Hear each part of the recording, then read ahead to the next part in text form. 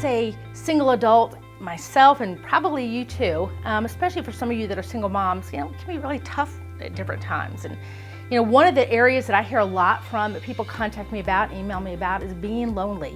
You can be lonely as a single mom, even a married person. So how do you deal with being, lonely? How do you deal with that aspect of your life, and how does it change? Well, a lot of times it's really the way you look at it. Loneliness is saying that you don't have hope, that you really don't have a future. Whereas really what you're trying to say is you're alone. There is a difference. With myself, for the longest time, I really felt lonely. As a child, I grew up very independent. My mom pretty much was raised by a single mom. My parents were married, and some of you might relate to this, but my father was never around. And so most of my memories are being raised by my mom.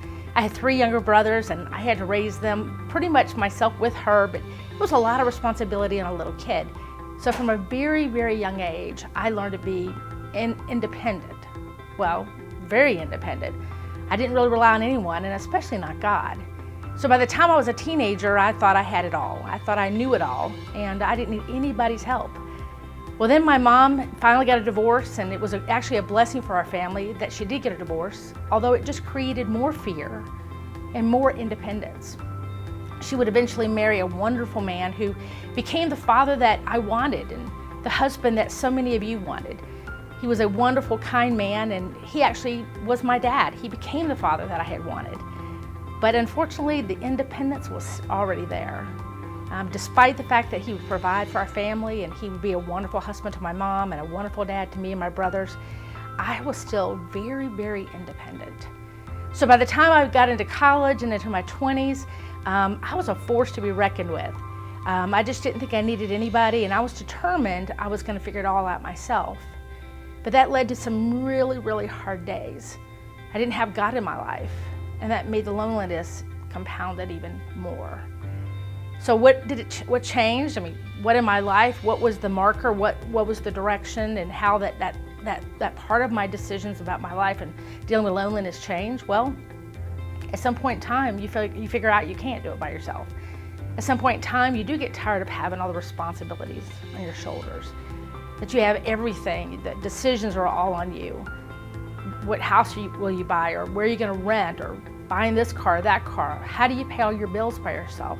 You have nothing to share, no one to share those responsibilities with. But more so, how do you make decisions about just direction in your life?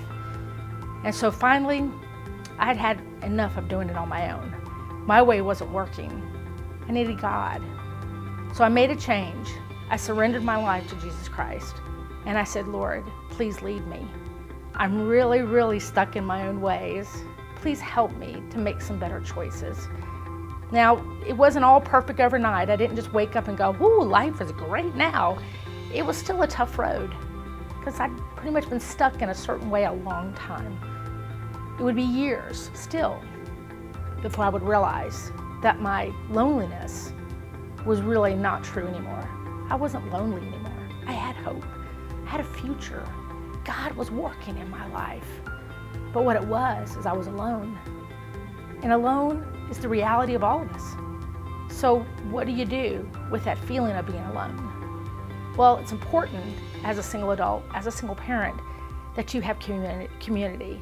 You gotta have people around you. You gotta have people that are going through some of the same things you're going through, that help you through those tough days when, you wanna get a bucket of ice cream and watch Hallmark all night. Those tough, tough days where you just think, I can't do this anymore. I can't make one more decision on my own. You need your church.